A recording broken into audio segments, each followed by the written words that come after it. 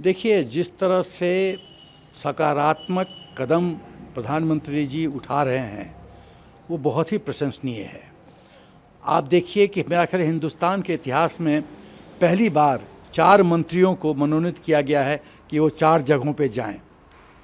Mister Rizvi हैं, फिर general VK Singh हैं, तो 4 मंत्रियों को मनोनीत किया गया है।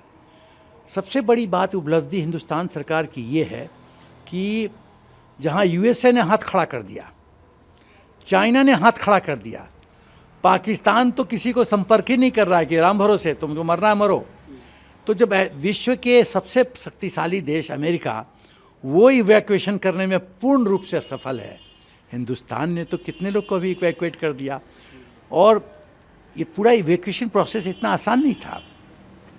सरकार ने एडवाइजरी इशू किया, एडवाइजरी देने के बाद जब परिस्थिति गंभीर होती शुरू हो गई तो सरकार ने मिस्टर पुतिन से भी बात किया, मोदी सरकार ने, और फिर प्रेसिडेंट जेलेंस्की से भी बात किया।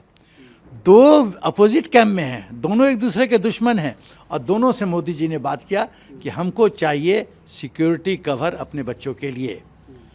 तो अभी ये देखिए कि तिरंगा उठा के बच्चे जहाँ भी यूक्रेन में जा रहे हैं उनको कोई छू नहीं रहा है, और बस में रशियन ऑफिसर हमारे बच्चों को एकम्पनी कर रहे हैं।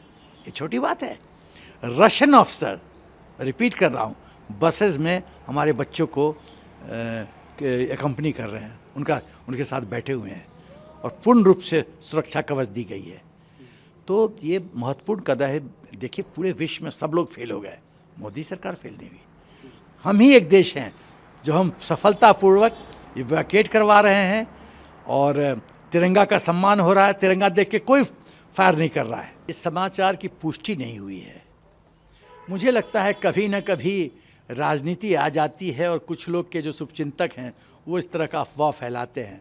कहा जा रहा है कि एक MBBS डॉक्टर है अजीम खान, वो मेरठ का है, वो लापता है, मिल नहीं रहा है। अभी इस बात की पुष्टि नहीं हुई है, लेकिन मान लीजिए कि ये सत्य है कि वो लड़का लापता है, तो क्या 20,000 स्टूडेंट्स को इंडिविजुअली सबको, वो लड़का कहाँ निकला था? बाहर निकला था खाना खाने।